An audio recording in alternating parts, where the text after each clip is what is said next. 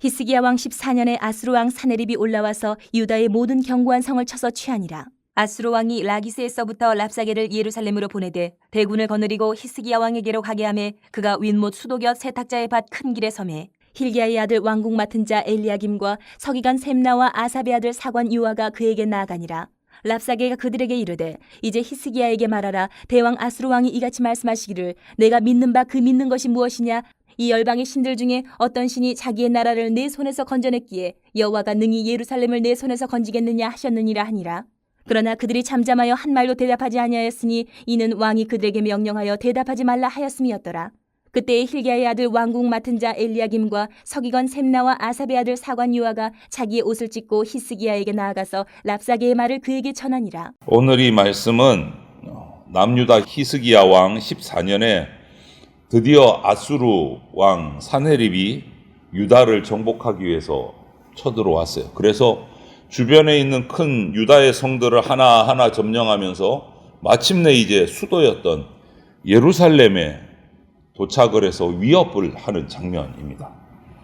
당시 아수르는 주변 나라들을 하나하나 정복하면서 정말 그 당시 절대적인 강자였습니다. 절대적인 강자. 이제 그래서 그 랍사게가 대군을 이끌고 예루살렘 성 앞에 도착을 했습니다.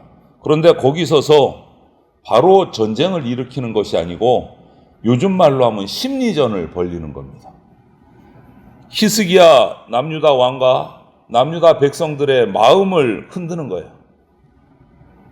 이 싸움은 그래서 단순히 어떤 군사적인 대결이 아니고 영적인 의미는 누구를 믿을 것인가, 누구에게 의지할 것인가, 이것을 묻는 믿음의 싸움이라고 할 수 있습니다. 우리 삶에도 이런 순간들이 찾아옵니다. 문제가 너무너무 힘들고 큰 문제가 닥쳐서 하나님 약속보다 그 문제가 더 크게 보일 때가 있죠. 기도를 하기는 하는데 정말 이 문제를 하나님이 해결해 주실까? 이런 막 의심이 들 정도의 큰 문제가 닥칠 때도 있습니다. 지금 예루살렘 히스기야 왕과 예루살렘 주민들의 마음이 지금 꼭 그런 상태인 거예요. 그래서 오늘 말씀이 바로 이럴 때 우리는 누구를 바라봐야 하는가? 그 질문을 우리에게 던져주는 말씀이라고 할 수 있습니다. 먼저 이럴 때 이 위기의 순간에는 나를 먼저 살펴야 돼요. 내가 지금 누구를 의지하고 있는가? 내 마음이 내가. 군대 장관 랍사게가 히스기야 왕에게 묻습니다. 오늘 4절에 보면 네가 믿는 바 그 믿는 것이 무엇이냐? 이렇게 질문을 던져요. 예루살렘 성 앞에서 네가 믿는 바 그 믿는 것, 너 누구 믿니 지금? 누구를 의지하는 거야? 이 질문은 사실 조롱하는 말이에요. 랍사게가 최고 강국인 우리 아수르를 안 믿고 지금 누구를 믿는 거야? 조롱하는 거예요. 우리 말고 더 의지할 때가 있냐? 정말 조롱하고 모욕하는 말인데 역설적으로 이 질문은 우리의 신앙을 점검하는 질문이기도 합니다. 나는 지금 누구를 제일 믿고 있는가? 의지하고 있는가? 랍사게는 먼저 유다가 애굽을 의지하는 것을 조롱을 해요. 6절에 보면 애굽을 비유해서 상한 갈대지팡이 이렇게 부릅니다. 상한 갈대지팡이. 그거 기대봐야, 상한 갈대지팡이 기대봐야 그거 다 썩은 거 부러지고 네 손가락만 다친다, 이 말인 거예요. 실제로 이사야는 우리가 앞서 계속 묵상을 해왔지만 이미 이 남유다에게 애굽의 군사력 의지하지 말라고 하나님의 말씀을 누차 경고를 해왔습니다. 애굽 의지하지 마라. 애굽의 군사적인 그것을 의지하는 것은 결국은 하나님의 말씀을 따르지 않는 지금 불신앙인 거예요. 이사야 선지자를 통해서 선포가 됐기 때문에. 우리에게도 이런 애굽이 있습니다. 내가 제일 하나님 말고 제일 의지하는 것들, 그것이 눈에 보이는 것이든 보이지 않는 무엇이든 하나님보다 더 의지하는 것이 있다면 그거는 애굽이죠. 물론 하나님께서 그런 것들을 사용해서 우리를 도우실 수는 있습니다. 하지만 그것이 하나님을 대신할 수는 없는 거거든요. 그래서 우리가 이 질문 앞에서, 랍사게의 질문 앞에서 나를 점검해야 돼요. 비록 조롱하는 말이지만 이 위기 가운데서 나는 무엇을 믿고 무엇을 의지하면서 살아왔는가? 평안할 때는 전부 믿음 있어 보여요. 예배 열심히 드리고. 예.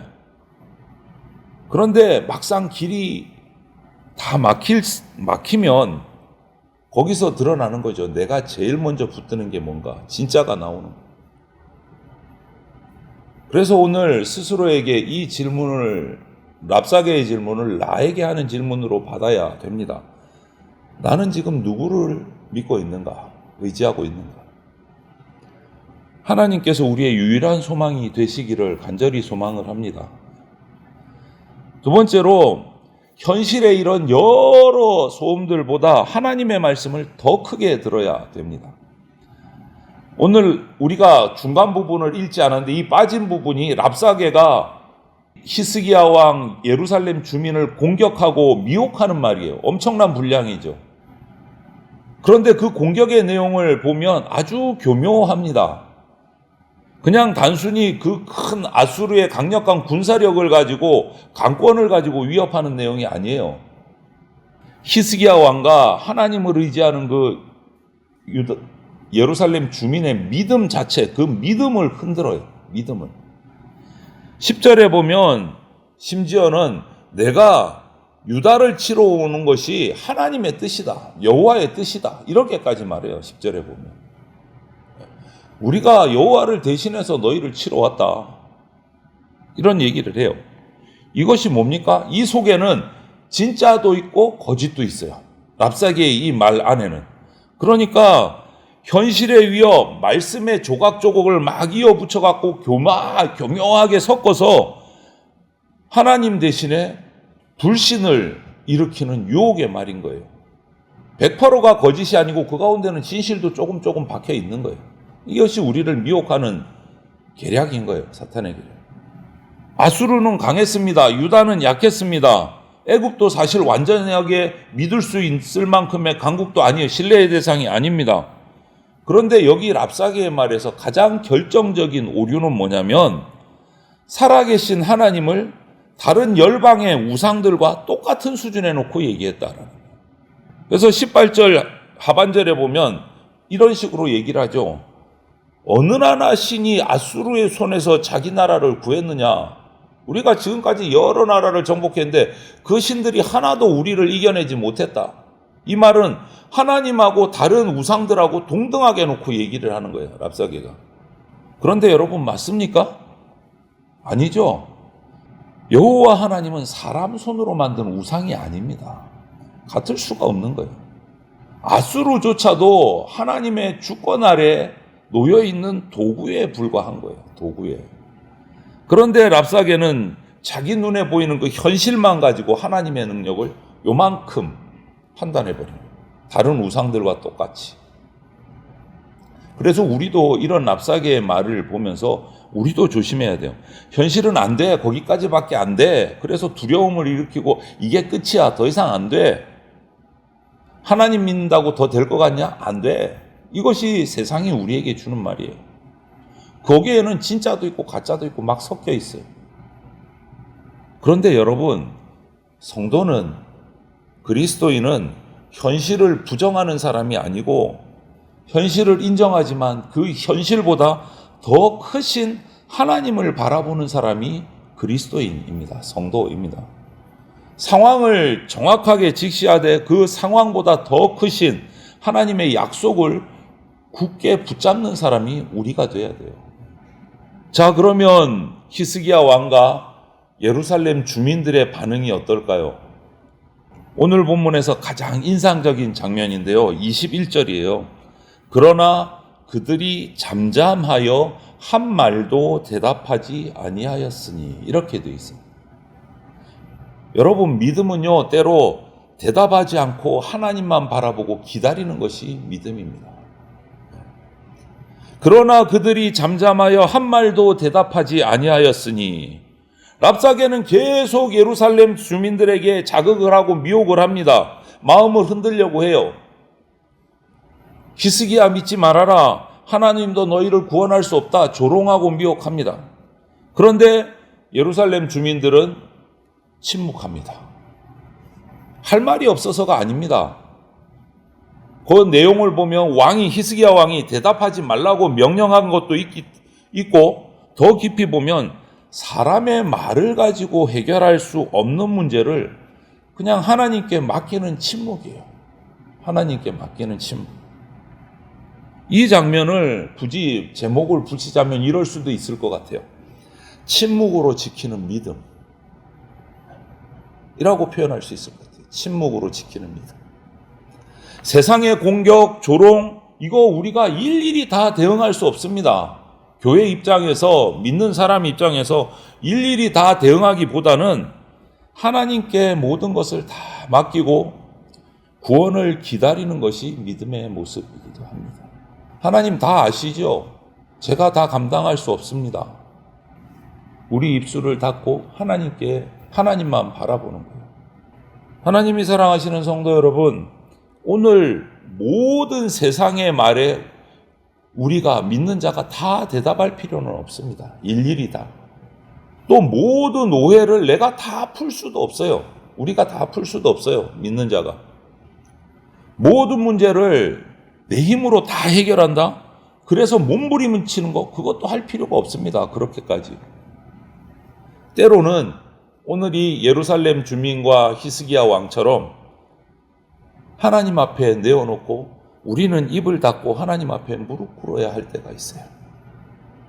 침묵했다고 해서 패배가 아닙니다. 인정하는 게 아니에요, 패배를. 하나님께서 말씀하시고 하나님께서 일하시도록 기다리는 믿음의 자리가 되어야 돼요. 또 한 번 말씀드리지만 홍해 앞에서 가로막힌 모세와 이스라엘 백성들이 뒤에 자신들을 다시 잡기에 오는 애굽의 군대들을 바라보면서 모세가 지팡이를 들고 외친 말이 뭡니까? 잠잠히 서서 하나님께서 행하시는 구원을 보라. 오늘 우리 앞에도 각자의 아수르가 있을 수 있습니다. 해결되지 않는 문제, 어떤 두려운 현실, 감당할 수 없는 어떤 여러 가지 나의 마음을 흔드는 여러 가지 상황들, 말들이 있을 수 있습니다. 그런데 기억하십시오, 우리. 아수르보다 하나님이 크십니다. 보이는 현실보다 하나님이 우리에게 주신 구원의 약속이 확실합니다. 확실합니다. 그래서 오늘 이 시간에 우리가 상한 갈대 같은 것을 의지하던 마음을 내려놓고 기도하기를 바랍니다.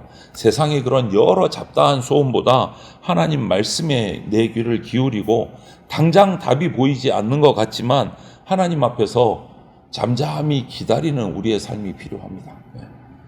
믿음은 내 환경이 좋아졌기 때문에 내가 하나님을 믿는 게 아니잖아요. 환경이 여전한 것 같지만 하나님이 하나님 되시기에 우리는 그분을 믿는 겁니다. 그것을 얘기하는 거예요. 그래서 오늘 하루를 지내시면서도 내 시선이 문제에 빼앗기지 않도록 온 땅을 다스리시는 하나님께 고정하기를 바랍니다. 주님께서 오늘도 저와 여러분의 마음 지켜주시고 모든 두려움을 이기게 해주시고 필요한 때 가장 선한 길로 인도해 주시기를 주님의 이름으로 축원을 드립니다. 아멘.